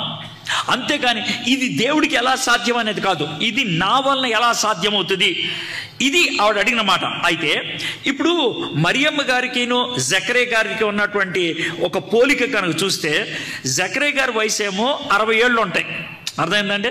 మరియమ్మ గారి వయసు ఏమో 16 ఏళ్ళు ఉంటాయి. ఆల్మోస్ట్ మనవరాలు లాంటిది అని అనుకోవాలి, లేదనంటే చిన్న కూతురు అని అనుకోవాలి. ఇది పరిస్థితి. అయితే 60 ఏళ్ళు ఆయన యాజకుడు, 16 ఏళ్ళు ఆమె మామూలు పని, ఆమె చిన్న పనులు చేసుకునేటువంటి ఆమె. 60 ఏళ్ళు ఆయన దగ్గరికి దేవదూత వస్తే కనుక నేను ఇది ఎలా నమ్మాలి అని అన్నాడు. కానీ ఈవిడి ఇది ఎలా నమ్మాలని అంటలా, ఇది ఎలా జరుగుద్ది అని అంటుంది. చూసారండి, అదేమో నమ్మకం, ఇదేంటి ఇది జరుగుద్ది, దేవుడు చేయగలడు నాకు తెలుసు, కానీ ఇది నా వలన ఎలా జరుగుద్ది, నా ద్వారా ఎలా జరుగుద్ది, ఎలా సాధ్యమవుతుంది, ఇది ఆవిడ అడుగుతున్నటువంటి ప్రశ్న. దీంతో మనకేమవుతుందంటే, మరియ గారు చాలా దేవుని వాక్యములో ఆమె చొచ్చుకుపోయినటువంటి జీవితం. మనం లూకాసు వార్త మొదటి 2 అధ్యాయాలు ఇంకా చదువుకుంటే వెళ్తున్నప్పుడు చాలా చోట్ల దేవుని వాక్యములో ఎలాగా ఆమె ఇమిడిపోయింది, దేవుడి వాక్యాన్ని ఎంత బాగా పఠించింది, చాలా విషయాలు నేర్చుకుంటాం. మనం కథలాగా చదువుకుంటూ వెళ్తున్నాం కాబట్టి అలాగే వెళ్దాం. కాకపోతే ఇప్పుడు 3 పాయింట్లు నేర్చుకున్నాం. ఒకటేంటి? యథార్థవంతురాలు, రెండోది ధైర్యవంతురాలు, మూడోది వాక్యానుసారంగా జీవించేటువంటి వ్యక్తి. ఓకే, తర్వాత ఏం జరిగిందో చూద్దాం. అందుకు మరియ, నేను పురుషుని ఎరుగని దాన్నే, ఇది ఎలా జరుగునని దూతతో అనగా, దూత, పరిశుద్ధాత్మ నీ మీదకి వచ్చును, సర్వోన్నతిని శక్తి నిన్ను కమ్ముకొను, గనుక పుట్టబోవు శిశువు పరిశుద్ధుడై దేవుని కుమారుడు అనబడును. కేవలం గబ్రియల్ దూత గారు చెప్పినటువంటి మాట ఇది. 2000 సంవత్సరాల తర్వాత ఇంత పెద్ద పెద్ద సంఘాలు కట్టుకొని మైకులు పెట్టుకొని వాక్యం బాగా బోధించేటువంటి ప్రసంగికులు ఉన్నటువంటి కాలంలో మనం త్రిత్వాన్ని నమ్మటం అనేది ఎంత కష్టం ఆలోచించండి. ఎంత బోధించిన తర్వాత 2000 సంవత్సరాల క్రితం దేవదూత గారు ఈ మాట మాట్లాడుతూ, పరిశుద్ధాత్మ నీ మీదకు వచ్చును, సర్వోన్నతుని శక్తి నిన్ను కమ్ముకొన్నును, కనుక పుట్టబో శిశువు పరిశుద్ధుడై దేవుని కుమారుడు అనబడును. ఇక్కడ సర్వోన్నతుని శక్తి అంటే తండ్రి దేవుడు, కమ్ముకునేది ఎవరో పరిశుద్ధాత్ముడు, పుట్టబోయేది ఎవరో దేవుని కుమారుడైన యేసయ్య. త్రిత్వాన్ని ఇక్కడ మరియమ్మ గారికి పరిచయం చేస్తున్నారు. ఏమంటే మీకు క్లియర్గా అర్థమవుతుంది కదండి? మీకు క్లియర్గా అర్థమవుతుంది కదా ఈ పదంలో. గబ్రియేలు దూత గారు మరియమ్మ గారితో ఈ మాట చెప్తా ఉంటే నాకేం అర్థం కావట్లేదు ఏం చెప్తున్నావు అని అనలా. మీకు అర్థమవుతుందా? అంటే అనుదినము వాక్యము చదివేది కాబట్టి, అనుదినము దేవునితో గడిపేది కాబట్టి గబ్రియేల్ గారు ఈ మాటలు చెప్తున్నప్పుడు ఏమాత్రం ఆమెకి తొందరపాట్లేదు. ఆ తర్వాత ఇంకేమంటున్నాడు, ఓ చిన్న రుచి ఇచ్చాడు. ఎవరు? గబ్రియేల్ గారు. మరియు నీ బంధువురాలు ఎలిజబెత్ కూడా తన వృద్ధాప్యమందు ఒక కుమారుని గర్భము ధరించున్నది. గొడ్రాలనబడిన ఆమెకు ఇది 6వ మాసము. దేవుడు చెప్పిన చాలు కొంచెం క్లాస్లో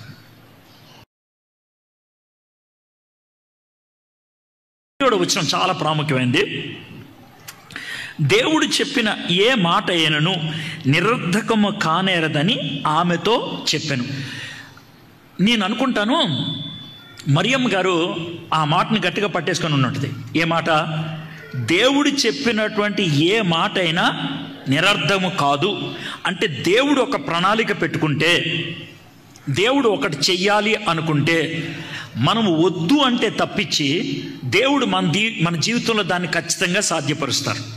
ఇది మరియమ్మ గారు నేర్చుకున్నటువంటి మొదటి పాఠం. ఇది ఇక్కడ గబ్రియేల్ గారు ఏమని చెప్తున్నారంటే, అమ్మ ఇది దేవుడు నిర్ణయించింది, ఇది దేవుడు ఆలోచించింది, ఇది దేవుడి దగ్గర నుంచి వచ్చింది.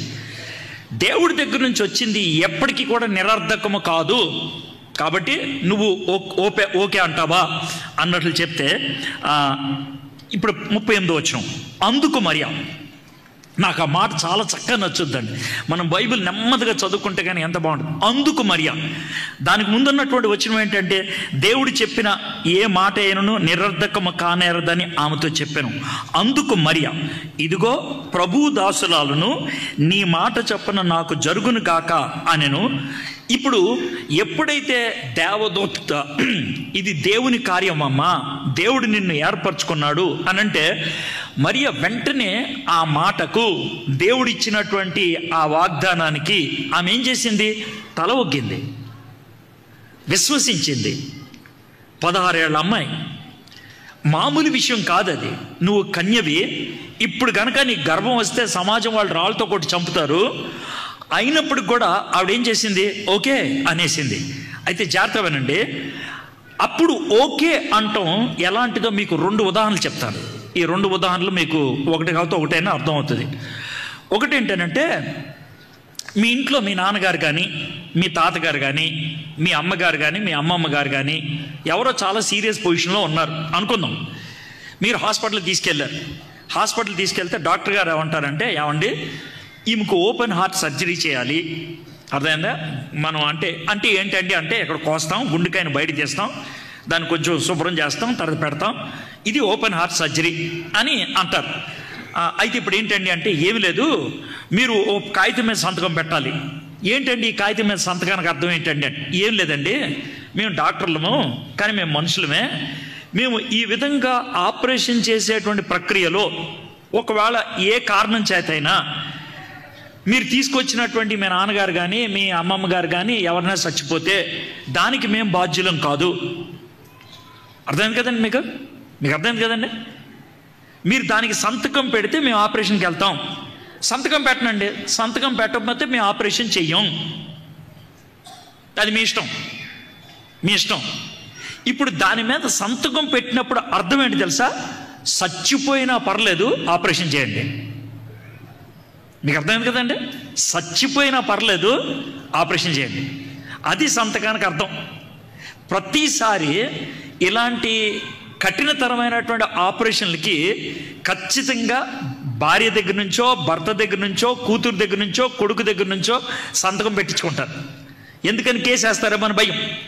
రేపు ఎప్పుడైనా కేసు వేసారనుకోండి, ఏమంటే మేము ముందే చెప్పాం, దీంట్లో ఉన్నటువంటి పరిస్థితులు అంటే చెప్పాం, దానికి వాళ్ళు ఒప్పుకొని సంతకం పెట్టారని అందుకే మేము ముందుకెళ్ళామంటాం. అర్థమైంది కదండి? అందుకని సంతకం. ఇక్కడ మరియ గారు సంతకం పెట్టినట్లు అనమాట. దేనికి సంతకం పెట్టినట్లు? సరే నేను ఓకే అని అంటే నేను చచ్చిపోవడానికైనా రెడీ అని అర్థం. రెండో ఉదాహరణ చెప్తాను. ఏంటంటే, నేను కొత్తగూడెంలో చదువుకున్నాను. నేను ఇంజనీరింగ్ కొత్తగూడెంలో చదువుకున్నాను. నాది మైనింగ్ ఇంజనీరింగ్. మైనింగ్ ఇంజనీరింగ్లో మాకు 3rd ఇయర్లో 4th ఇయర్లో కూడా ఏం చేస్తారంటే ప్రాక్టికల్స్ అంటే మాకు నేర్పించడానికని గనుల్లోకి తీసుకెళ్తారు. గనుల్లో కూడా స్థాయిలు ఉంటాయి. మామూలుగా ఉపరితలం పైన ఉండేవి, కొంచెం లోన, ఇంకా లోన. అయితే చాలా లోనకి ఎక్కువగా యంత్రాలు వెళ్ళి పని ముగించుకొని వస్తాయి. ఇప్పుడు కొంతమంది మనుషులు కూడా వెళ్ళి వాటిని సెటప్ చేసుకోవడానికి అని వెళ్తూ ఉంటారు. చాలా దూరం ఉంటుంది. ఎంత ఉంటుందంటే గనిలోకి వెళ్ళిన తర్వాత 1-2 మైళ్ళు లోనకి వెళ్ళాల్సి వస్తుంది. 1-2 మైళ్ళు మీరు అర్థం చేసుకోండి. అయితే అలా లోనికి వెళ్ళేటప్పుడు ఒకవేళ వెళ్ళాల్సి వస్తే కనుక పైన మాకు ఫామ్ ఇస్తారు. ఆ ఫామ్ మీద మేము సంతకం పెట్టి లోనికి వెళ్ళాలి. వెళ్ళిన ప్రతిసారి ఏమైనా ఫామ్ మీద ఉంటుందనంటే, ఒకవేళ ఏ కారణం చేతైనా నాకు ఊపిరాడక, లేకపోతే చుట్టూ ఉన్నటువంటి వేడి ఎక్కువయ్యి, లేకపోతే ఏదైనా రాయి మీద పడి నేను చచ్చిపోతే, అర్థమైందా, నా ఆస్తి అంతా కూడా వీళ్ళకి ఇవ్వాలి అని వాళ్ళు ఎవరో పేరు రాయాలి. తర్వాత చచ్చిపోతే కనుక ఈ యాజమాన్యం పొరపాటేం కాదు అది కూడా రాయాలి. ఆ విధంగా సంతకం పెట్టి కనుక వెళ్ళాలి.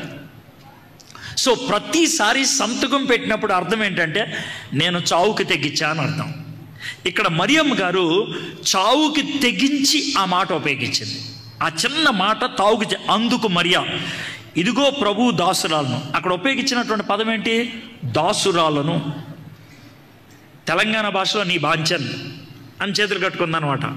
అదే ఆవిడన్నమాట, నీ బాంచన్, నువ్వు ఏం చెప్తే అదయ్యా, నువ్వు ఏం చేయమంటే అది చేస్తానయ్యా, అది ఆమె చెప్పింది. ఆ విధంగా విధేయత చూపించింది, ఆ విధంగా లోబడిపోయింది, ఆ విధంగా దేవుడికి సమర్పించుకున్నది. ఇప్పుడు మీరందరూ కూడా క్రైస్తవులు, అవునా కదా? అవునా కదా? డౌట్ ఏమన్నా ఉందా? డౌట్ ఏమన్నా ఉందా? క్రైస్తవులేనా?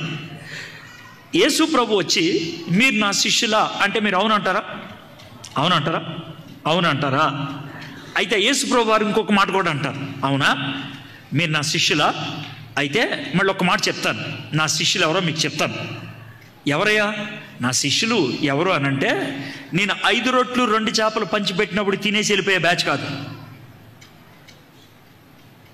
అర్థమైందా? నేను స్వస్థతలు చేసినప్పుడు చప్పట్లు కొట్టి హల్లెలూయా స్తోత్రం అని చెప్పేసి వెళ్ళిపోయే బ్యాచ్ కాదు. మరి ఎవరయ్యా నా శిష్యులు? ఎవరనంటే, నేను ఒకవేళ వాళ్ళని సమాజ మందిరంలోకి పంపించి వాళ్ళని కొట్టించాననుకో, కొట్టించుకోవడానికి ఇష్టపడేవాళ్ళు. ఒకవేళ వాళ్ళని ముళ్ళ కంపల్లో పడేసి ప్రజలు తొక్కిస్తానికి వాళ్ళని వదిలేసానుకో, తొక్కించుకోవడానికి ఇష్టపడేవాళ్ళు. ఒకవేళ వాళ్ళని సిలువెక్కించి చంపేశారనుకో, చచ్చిపోవడానికి ఇష్టపడేటువంటి వాళ్ళు నా శిష్యులు. ఆయన ఉపయోగించినటువంటి పదం, నేను మామూలుగా ఈ మాటలు చెప్పాను, ఆయన ఉపయోగించిన పదం ఏంటంటే, మీలో ఎవరైనా నన్ను వెంబడించుకోనట్లయితే మిమ్మల్ని మీరు కాదనుకొని సమస్తాన్ని ఉపేక్షించంటే అదనమాట. మీ సిలువను ఎత్తుకొని నన్ను వెంబడించండి. ఆయన సిలువ అనుకున్నప్పుడు ఆడవాళ్ళు పెట్టుకునేటువంటి గొలుసు గురించి మాట్లాడలేదు ఆయన. సిలువ అని అంటే అప్పట్లో అర్థం ఏంటంటే అపకీర్తికి సూచన. సిలువ అంటే చావుకు సూచన. సిలువ అంటే ప్రజలు శిక్షించడానికి సూచన. ఆ సిలువను ఎత్తుకొని నన్ను వెంబడించాలి. సిలువను ఎత్తుకొని వెంబడించడం అంటే నువ్వు సిలువ, నీ సిలువ ఎత్తుకొని, నీ సైజ్ సిలువ నువ్వు మోసుకొని వస్తున్నప్పుడు ఎప్పుడైనా దాన్ని ఎక్కించేయచ్చు. దానికి సిద్ధమైతే నన్ను వెంబడించండి అని అంటే, లూకాసు వార్తలోను మత్తయి సువార్తలోను ఈ మాటలు రాసినప్పుడు 2 చోట్ల కూడా ఆ మాట చెప్పిన తర్వాత అంటే చాలామంది వెనక్కి వెళ్ళిపోయారంట. చాలామంది వెనక్కి వెళ్ళిపోయారు. మరియా అలా వెనక్కి వెళ్ళిపోయింది కాదు. మరియా చావుకు తెగించి రావడానికి ఇష్టపడింది. చావుకి తెగించి. ఇప్పటికి ఎన్ని పాఠాలు నేర్చుకున్నాం? మొదటిది, ఆమె యథార్థవంతురాలు, రెండోది ధైర్యవంతురాలు, మూడోది వాక్యానుసారం, నాలుగోది సమర్పణ కలిగినటువంటి జీవితం. సమర్పణ కలిగినటువంటి జీవితం. మరియ గారి వయసు ఎంత? 16 ఏళ్ళ అమ్మాయి. 16 ఏళ్ళ అమ్మాయిలో మనం చూసింది 5 వచనాలే, ఇంకెక్కువ చూడలా. ఈ 5 వచనాల్లో ఇన్ని పాఠాలు మనం నేర్చుకున్నాం. ఆమె వాక్యానుసారమైనటువంటి జీవితం అని అనటానికి గబ్రియలు దూత గారు సర్వోన్నతమైన దేవుడు, దావీదు వంశస్థుడు, యుగ యుగములు పరిపాలిస్తాడు, ఈ మాటలు చెప్పినప్పుడు ఏమాత్రం తొందరపాటు లేకుండా ఆమె లోబడినటువంటి వ్యక్తి. ఇప్పుడు 39వ వచనం చూద్దాం. ఆ దినముల యందు గబ్రియలు దూత వచ్చారు, చెప్పారు, వెళ్ళిపోయిన తర్వాత ఆ దినముల యందు మరియ లేచి యోధా ప్రదేశంలోని కొండసీమలోనున్న ఒక ఊరికి తిరిగి వెళ్ళి జకర్యా ఇంటిలో ప్రవేశించి ఎలిజబెత్కు వందనము చేశాను. ఇప్పుడు జాగ్రత్త. మరీకు పుట్టేవాడు ఎవరు? మరీకు పుట్టే ఆయన ఎవరు? యేసయ్య. యేసయ్య ఎవరు? లోకరక్షకుడు. యేసయ్య ఎవరు? ఈ క్లారిటీ మరియమ్మకు ఉన్నదా? ఉన్నది. ఈ క్లారిటీ మరియమ్మకు ఉందా? ఉన్నదా? ఉన్నది. దాంట్లో ఏం డౌట్ లేదు. జాగ్రత్త వినండి, మీకు ఇంకో సమయం. అయితే మరియకి తెలిసినటువంటి సమాచారం ప్రకారం 26 వచనం నుంచి మనం ఇప్పటిదాకా చదువుకుంటూ వచ్చాం కదా. మరియకి తెలిసిన సమాచారాన్ని బట్టి ఎలిజబెత్ అమ్మకి గబ్రియల్ గారికి పుట్టబోయే బాబు గొప్పోడా? చెప్పండి, గొప్పోడా? కాదు. సమాచారం బట్టి గొప్పోడు కాదు. ఓ బాబు పుడుతున్నాడు అంతే, ఒక అద్భుతమైన బాబు పుడుతున్నాడు అంతే, ఒక మిరకల్. అయితే అతను యోహాను, అతని ద్వారానే యేసుప్రభు బాప్తిసం పొందుతారు. ఆ విషయాలన్నీ గబ్రియల్ దూత మరియమ్మ గారికి ఏం చెప్పలా. మీకు అర్థమైంది కదండి? ఎలిజబెత్ గారికి పుట్టేది మామూలు బాబు, నాకు పుట్టేది లోకరక్షకుడు. మీరే ఆ పొజిషన్లో ఉండి ఆలోచించండి. ఎలిజబెత్ అమ్మగారికి పుట్టింది మామూలు బాబు, నాకు పుట్టేది లోకరక్షకుడు. నువ్వు ఎక్కడుంటావు ఇప్పుడు? పైకి ఎక్కిపోతావు, అవునే కదా? కానీ మరియమ్మ అలా ఎక్కేసిందా? చెప్పండి, నాకు ఎక్కేసిందా? ఎక్కలా. మరియమ్మ అప్పుడే గర్భవతి. అంటే గర్భవతి అయినప్పుడు మొదటి 3 నెలల్లో మనకి మార్నింగ్ సిక్నెస్ ఉంటుంది, వాంతులు అయ్యవుతాయి. అలాంటి పరిస్థితుల్లో ఈమె ఏం చేసింది? ప్రయాణం చేసుకొని ఎవరి దగ్గరికి వెళ్ళిపోయింది? ఎలిజబెత్ దగ్గరికి వెళ్ళిపోయింది. ఎలిజబెత్ గర్భవతి, కడుపులో ఉన్న అబ్బాయి మామూలు అబ్బాయి మరియమ్మ గారికి ఉన్న సమాచారం ప్రకారం. కానీ మరియమ్మ గారి గర్భంలో ఉన్నది లోకరక్షకుడు. మరియమ్మకి తగ్గింపు గుణం ఉన్నది. మనకి దేవుడు ఏదైనా ఒక గొప్ప విషయం చెప్తే, దేవుడు ఏదైనా ఒక మంచి తలాంతి ఇస్తే, దేవుడు ఏదైనా ఒక మంచి వరం ఇస్తే మనం ఇక నేల మీద ఉంటావా? ఉండం. దేవుడు మనకి ఏదైనా ఒక ఆశీర్వాదం ఇస్తే మనం నేల మీద ఉంటావా? ఉండం. కానీ మరియమ్మ అలాంటిది కాదు, అస్సలు కాదు. ఆమెలో గర్వం ఎప్పటికీ రాలేదు. ఆమె తగ్గే ఉన్నది.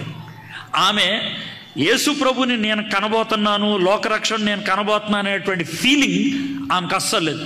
మీకు అంత దాకెందుకు? ఇప్పుడు మీలో ఎవరినైనా ఇక్కడికి ఈ పాస్టర్ గారు పిలిచి ఓ సాక్ష్యం చెప్పమన్నారు అనుకోండి, ఆ తర్వాత మీరు కిందకి నడిచేలే పద్ధతే చెప్పుద్ది. మీరు అసలు మీరు ఎలా అయిపోయారు? ఏమంటారు మీరు? ఏమంటారు? మీరు నవ్వుతున్నారంటే మీకు అర్థమైపోయింది. ఈ చిన్న స్టేజ్ ఎక్కిస్తేనే మనం తట్టుకోలేము. సర్వలోకానికి పైన స్టేజ్ ఎక్కిచ్చారు మరియమ్మని. వయసు అంత అమ్మాయిది 16 ఏళ్ళ అమ్మాయిని అంత పెద్ద అందలం ఎక్కిస్తే ఆమె ఊగిపోయిందా? లేదు. గర్వాన్ని ప్రదర్శించిందా? లేదు. చాలా తగ్గించుకొని ఉంది. ఆ తర్వాత ఆమె గబ్రియల్ గారితో మాట్లాడుతూ ఎలిజబెత్ మరియ యొక్క వందనం వచనం వినగానే ఆమె గర్భములో శిశువు గంతులు వేశాను. అంతటా ఎలిజబెత్ పరిశుద్ధాత్మతో నిండుకొనిందై. ఎవరు నిండుకొన్నారు పరిశుద్ధాత్మతో? ఎలిజబెత్ నిండుకొనిందై ఇట్లను. ఎవరి గురించి? మరియ గురించి. మరియ గురించి పరిశుద్ధాత్ముడు ఎలిజబెత్ ద్వారా పలికించిన మాటలు ఇవే. ఏమన్నాయో చూడండి. స్త్రీలలో నువ్వు ఆశీర్వదింపబడిన దానువు, నీ గర్భఫలమును ఆశీర్వదించబడును. నా ప్రభు తల్లి, నా ప్రభు తల్లి. తల్లి ఎవరెక్కడ? ప్రభు ఎవరెక్కడ? ప్రభు ఎక్కడున్నాడు? తల్లి ఎక్కడుంది? ఎదురుగానే వచ్చింది. ఎంత క్లారిటీ ఉందో చూడండి. నా ప్రభు తల్లి నా యొద్దకు వచ్చటం నాకు ఎలాగో ప్రాప్తించను. ఇదిగో నీ శుభవచనము నా చెవిని పడగానే నా గర్భములోని శిశువు ఆనందంతో గంతులు వేసెను. ప్రభువు ఆమెకు తెలియజేయించిన మాటలు సిద్ధించిన కనుక నమ్మిన ఆమె ధన్యురాలెను. మరియ ఏం చేసిందంట చూడండి, ప్రభువు ఆమెకు తెలియజేయించిన మాటలు సిద్ధించును గనుక నమ్మిన ఆమె మరి ఏం చేసింది? మరి ఏం చేసింది? మాట నమ్మేది. మనము చాలాసార్లు దేవుడు చెప్పిన మాట నమ్మం. దర్శనం ద్వారా మనతో మాట్లాడొచ్చు, కళ ద్వారా మాట్లాడొచ్చు. కొన్ని సందర్భాల్లో సేవకుడు వాక్యాన్ని బోధిస్తూ కొన్ని విషయాలు చెప్తున్నప్పుడు నీ హృదయంలో పరిశుద్ధాత్ముడు ఇది నీ కోసమే అని చెప్తున్నాడు. నా కోసం కాదులే అని ఎందుకు అనుకుంటాం మనకు తెలియదు. బహుశా దేవునితో మనకు సంబంధం లేకేమో. 16 ఏళ్ళ అమ్మాయి గబ్రియల్ దూత వచ్చి మాట్లాడితే నమ్మేసిందంట. ఈ మాట ఎవరు చెప్తున్నారు? ఎలిజబెత్. ఎవరు చెప్పించారు? పరిశుద్ధాత్ముడు. అంటే మరియ గురించి దేవుడికి ఎంత చక్కటి అభిప్రాయం ఉందో ఇక్కడ మనకి అర్థమైపోతుంది. 46 వచనం. అప్పుడు మరియ ఇట్లనెను, నా ప్రాణము ప్రభువును గణపరచుచున్నది. జాగ్రత్తగా ఉన్నాడు. ఇది కూడా మిమ్మల్ని ఆలోచింపచేస్తాను. నా ప్రాణము అన్నప్పుడు చెయ్యి ఎక్కడ పెట్టుకుంటాం? Very good. మనం అనుకుంటే చేద్దాం. నా ప్రాణము, ఇది మరి అలాగా అనుకుందాం. నా ప్రాణము. నెక్స్ట్ పదం ఏంటి అంటే చెయ్యి ఎక్కడికి వెళ్తుంది చెప్పండి నాకు. ఎక్కడికి వెళ్తుంది? నా ప్రాణం అన్నప్పుడు చెయ్యి ఇక్కడ ఉంటుంది. ప్రభు అన్నప్పుడు ఎక్కడికి వెళ్తుంది? ఎందుకని? ఎవడన్నాడు? నా ప్రాణము అంటే యేసు ప్రభు మరియమ్మకి ఏమవుతాడు చెప్పండి నాకు. ఇక్కడ ఏమంటుంది ఆవిడ? ప్రభు అంటే ఏంటి తెలుసా? నన్ను పరిపాలించేవాడు. మరియమ్మ యేసయ్యని ఏమని పిలుస్తుంది? నన్ను పరిపాలించేవాడు. మీకు అర్థమవుతుంది కదండి. మీకు ఏమైనా డౌట్ ఉందా? నేను ఏమన్నా మాయ చేస్తున్నానా? మాయ చేస్తున్నట్లు అనిపిస్తుందా? చాలా క్లియర్గా ఉంది కదా, ఇక్కడ స్పష్టంగా ఉంది కదా. నా ప్రాణము ప్రభువును గణపరచుచున్నది. ఆయన తన నెమ్మది చూస్తున్నాను, నేను కావాలని మీరు కూడా చూస్తారని. ఆయన తన అంటే ఈ ప్రభువుకి మరియమ్మ గారు ఏమవుతారు? మీకు క్లారిటీ వస్తుంది ఇక్కడ? మీకు క్లారిటీ వస్తుందా? మరి ఈవిని దేవుడని ఎలా పిలవగలుగుతాం మనం? ఆవిడే నాకు యేసయ్య నా ప్రభు అని అంటే మనం ఈవిని దేవుడు ఎలా పిలుస్తాం? ఇంకా నెక్స్ట్ ఏమో చూడండి. ఆయన తన దాసురాలి దీనస్థితిని కటాక్షించను. నెక్స్ట్ నా ఆత్మ అన్నప్పుడు చెయ్యి ఎక్కడికి వెళ్తుంది? ఇక్కడ నా ఆత్మ. నెక్స్ట్ ఏంటి? నా రక్షకుడైన దేవుని యందు. మరియమ్మకి రక్షకుడు ఎవరు చెప్పండి నాకు. మరియమ్మ శారీరకమైనటువంటి విషయంలో పవిత్రురాలు. మీకు అర్థమైందా? పురుషుణ్ణి ఎరగంతా అన్నది కరెక్టే. సెక్స్ విషయంలో ఆమె పవిత్రురాలు. కానీ ఆవిడ ఇక పాపం లేదా? ఉందే. అంటే ఆ పాపం కాదు, వేరేది ఉండొచ్చు. ఆలోచనలో కానీ లేదా మాటల్లో కానీ అబద్ధం కానీ. అంత దాకెందుకు? ఆదాము వంశంలో పుట్టిన ప్రతి ఒక్కడు ఏమవుతాడు? పాపి. ఆ పాపం మరియమ్మలో ఉన్నదా? ఆ మరియమ్మకి మరి రక్షణ కావాలా? ఆ రక్షణ కావాలని మరియమ్మ ఒప్పుకుందా? ఇక్కడ ఉంది కదా, ఇక్కడ ఉంది కదా. నా ఆత్మ నా రక్షకుడైన దేవుని యందు. ఇది ఏమంటారండి? ఇంత స్పష్టంగా ఉంటే, ఇంత స్పష్టంగా ఇందుట్లో మరియమ్మ ఏమని చాలా ఖచ్చితంగా ఒప్పుకుంటుందంటే తన దీనస్థితిని ఒప్పుకుంటుంది. దేవుడు నన్ను కటాక్షించి స్థితికి తీసుకొచ్చాడు. అందుకని ఆవిడలో ఏమి గర్వం లేదు, తగ్గింపు చాలా స్పష్టంగా ఉంది.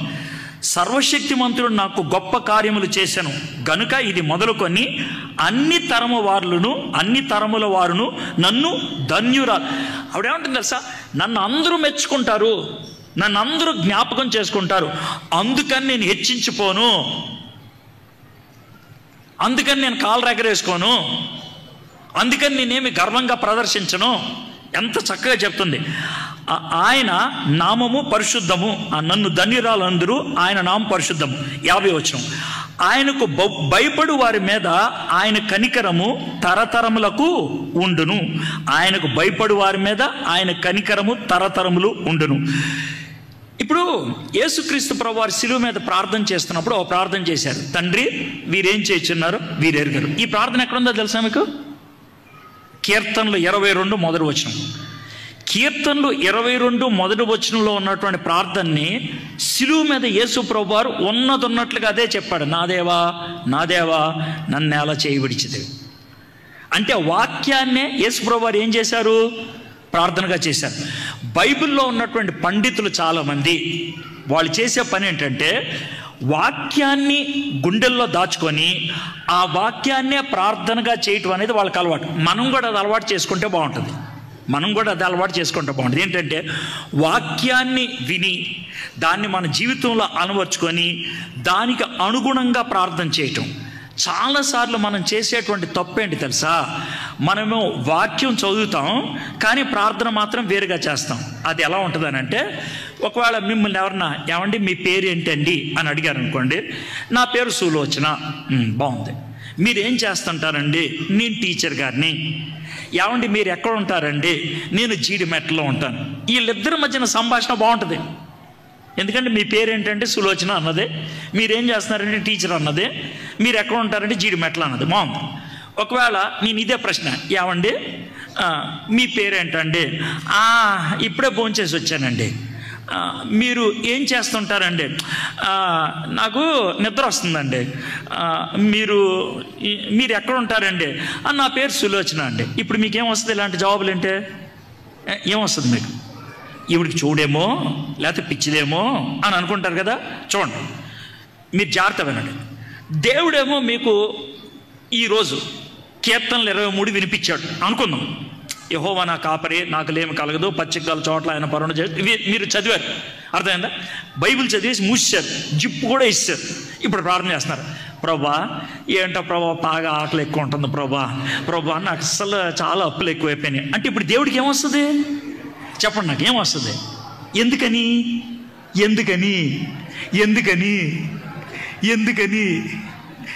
వాక్యం చదివినేమో ఓ పట్టానా, ప్రార్థన చేసేది ఇంకో పట్టానా? దీనికి ఆ సంబంధం లేదా? కనెక్షన్ లేదా? ఇప్పుడు మీకు వచ్చిందా నవ్వు? మీరు ప్రార్థన చేశారని చేశాను అంటారు, బైబిల్ చదివానంటే చదివానంటారు. ఈ బైబిల్కి ప్రార్థనకి సంబంధం లేదు.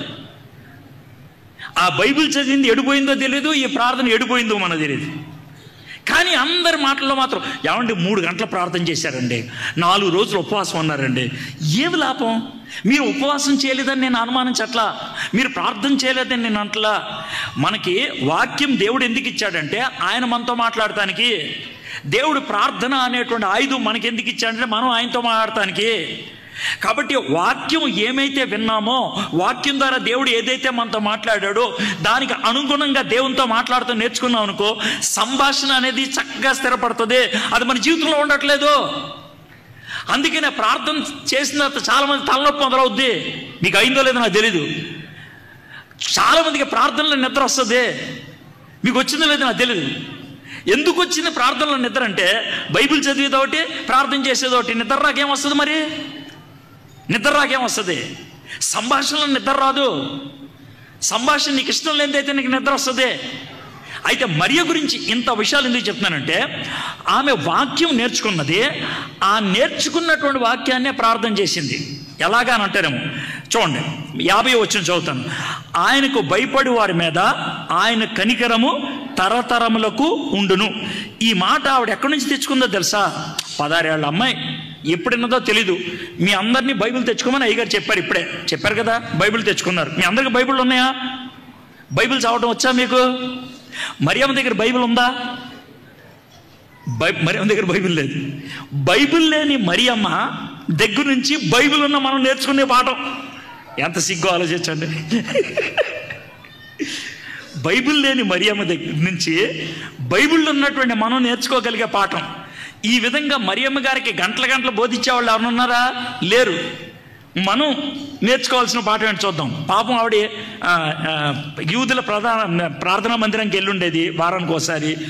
అక్కడ వాళ్ళ అబ్బాయి ఉంటారు కదా, యూదులు బోధకుడు, వాళ్ళు ఏదో ఒక గంట సేపు బోధించేవాళ్ళు.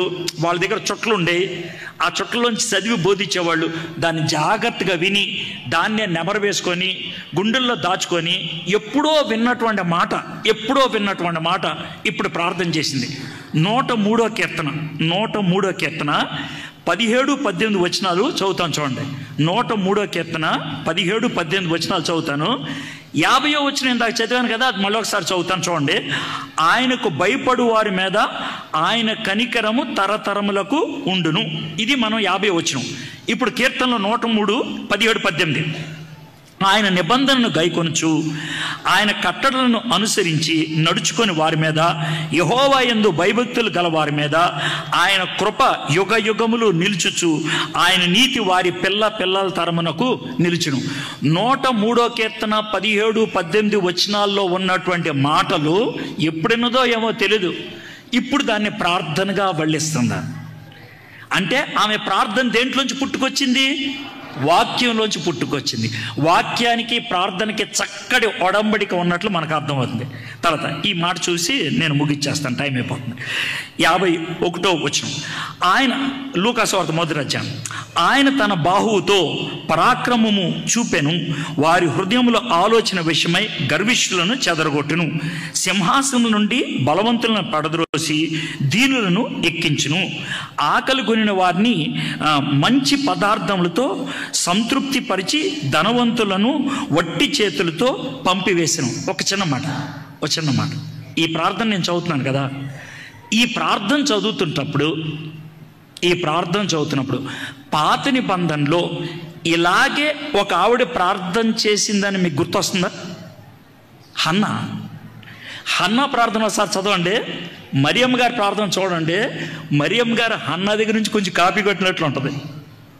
నిజమే, తప్పేం లేదు. హన్నా గారి దగ్గర నుంచి కాపీ కొట్టింది అంటే హన్నా గారి ప్రార్థన వాక్యంలో ఉంది. ఆ వాక్యంలో ఉన్నటువంటి ప్రార్థనలో ఉన్నటువంటి పదాలు, ఆ పద్ధతులు ఇక్కడ కూడా తీసుకొచ్చింది. మనము నేర్చుకోగలిగేటువంటి గొప్ప పాఠాలు ఏంటి తెలుసా? అబ్రహాము గారి ప్రార్థన. యేసుప్రభు దేవుడి పక్క నుండి 50 మంది ఉంటే ఏం చేస్తావు, 45 మంది ఉంటే ఏం చేస్తావు, 40 మంది ఉంటే ఏం చేస్తావు, బేరం ఆడాడు కదా, అది అబ్రహాం గారి ప్రార్థన. మరి మోషే గారి ప్రార్థన, ఒకవేళ కనుక వాళ్ళందరినీ నరకాన్ని పంపిస్తానంటే ముందు నా పేరు కూడా కొట్టేయి అని అడ్డంగా నిలబడ్డాడే, అది మోషే గారి ప్రార్థన. నెహెమ్యా గారి ప్రార్థన, మా పితరులందరూ తప్పు చేశారు, ఆ తప్పుని నేను ఒప్పుకుంటున్నాను, మా గోడ కట్టించే ప్రభువా, ఇది నెహెమ్యా గారి ప్రార్థన. మరి దానియేలు గారి ప్రార్థన, మరి నువ్వు లేఖనాల్లో చెప్పావు కదా, ఎవరినో వచ్చి నన్ను ప్రజల పక్షాన క్షమాపణ అడిగితే వెనక్కి పంపిస్తావు కదా, ఇది దానియేలు గారి ప్రార్థన. ఇవి ప్రార్థనలండి, ఇవన్నీ ప్రార్థనలు. నేను ఇప్పుడు వల్లించిన అన్ని ప్రార్థనలు. ఈ ప్రార్థనలో మనకేం కనబడుతుంది?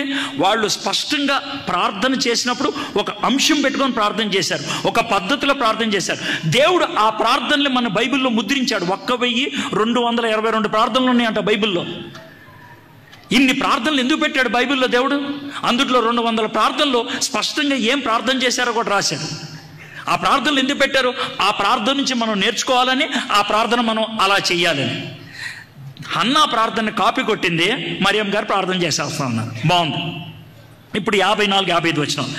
అబ్రహామునకును అతని సంతానమునకును యుగాంతం వరకు తన కనికరము చూపి జ్ఞాపకము చేసుకొందునని మన పితరులతో సెలవిచ్చినట్లు ఆయన తన సేవకుడైన ఇశ్రాయేలునకు సహాయము చేశాను.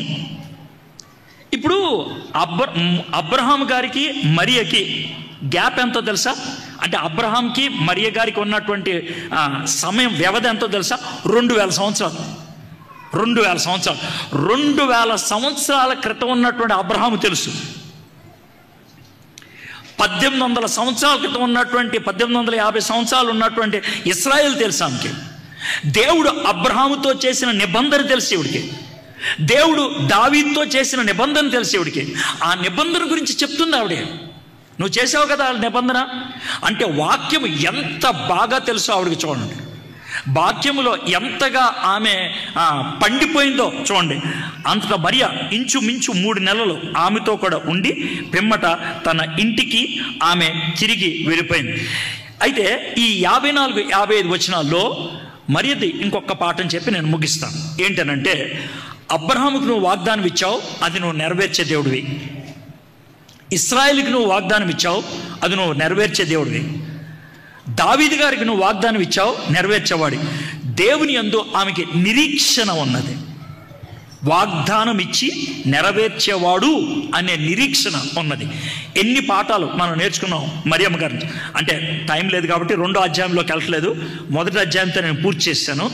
1వ అధ్యాయంలోనే ఎన్ని పాఠాలు నేర్చుకున్నాం. నెంబర్ 1 యథార్థవంతురాలు, నెంబర్ 2 ధైర్యవంతురాలు, నెంబర్ 3 వాక్యానుసారం, నెంబర్ 4 సమర్పణ కలిగింది, నెంబర్ 5 తగ్గింపు కలిగింది, నెంబర్ 6 పాపి అని ఒప్పుకున్నది, నెంబర్ 7 యేసు ప్రభుని రక్షకుడు అని అంగీకరించింది, నెంబర్ 8 యేసు ప్రభుకి దాసురాలుగా ఉండటానికి ఆమె ఇష్టపడింది. అవునా? ఒక్క వచనం చూపించి నేను ముగిచ్చేస్తాను. మరియమ్మ గారిని మనం బైబిల్లో చివరిగా ఎప్పుడు చూస్తామంటే అపోస్తల కార్యము 1వ అధ్యాయం. ఈ మాట చెప్పి నేను ముగిచ్చేస్తాను. అపోస్తల కార్యములు 1వ అధ్యాయం. అపోస్తల కార్యం 1వ అధ్యాయంలో ఉన్న విషయం ఏంటో మీకు చెప్తాను. అపోస్తల కార్యం 1వ అధ్యాయం ఏమైందంటే, యేసుప్రభు వారు చనిపోయారు. జాగ్రత్తగా వినండి, కథలాగా వినండి. యేసుప్రభు వారు చనిపోయారు, 3వ దినాన్ని తిరిగి లేచారు. తిరిగి లేచినప్పటి నుంచి 40 రోజులు యేసుప్రభు వారు చాలామంది కనబడ్డాడు. 40వ రోజు జరిగిన విషయం ఇది. 40వ రోజు జరిగిన విషయం ఏంటంటే, ఒలీవల కొండ మీదకి శిష్యుని పిలిపించి, అయ్యా మీరు ఇక్కడే ఉండండి, నేను పరిశుద్ధాత్మను పంపిస్తాను. పరిశుద్ధాత్ముడు వస్తే మీకు శక్తి వస్తుంది.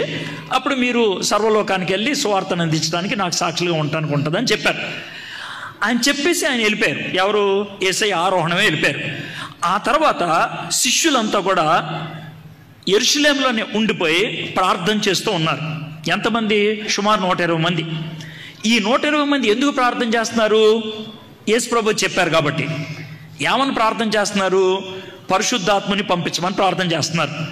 ఆ పరిశుద్ధాత్మని పంపించమని నువ్వు వేచి ఉండమన్నావు కదా, వేచి ఉంటున్నామని ఆయన ప్రార్థన చేయమన్నారు కదా అని ప్రార్థన చేస్తూ ఉన్నటువంటి 120 మందిలో ఎవరున్నారో చూద్దాం. 14 వచనం, అపోస్తల కార్యం 1వ అధ్యాయం 14 వచనం. వీరందరూ వీరితో కూడా కొంత స్త్రీలను యేసు తల్లి అయిన మరియయు ఆయన సహోదరులను ఏక మనస్సుతో ఎడతెగక ప్రార్థన చేయుచుండిరి. మరియమ్మ ఏం చేస్తుంది? ఎవరికి? యేసయ్యకి ప్రార్థన చేస్తుంది. ఎందుకు ప్రార్థన చేస్తుంది? ఎవరు ప్రార్థన చేయమన్నారు? యేసయ్యకి లోబడింది ఆమె. ఇదండి మరియమ్మ గారి గురించి.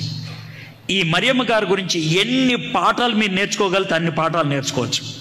నేను మీ అయ్యగారు లాగా గట్టిగా ఊపేసి చివరిలో కమిట్మెంట్ అని ఏమీ చేయట్లేదు, కానీ ఒక బోధ మరియమ్మ గారి గురించి ఒక సరి అయినటువంటి అవగాహన మీకు ఉండాలని ఈ విషయాలు చెప్పాం.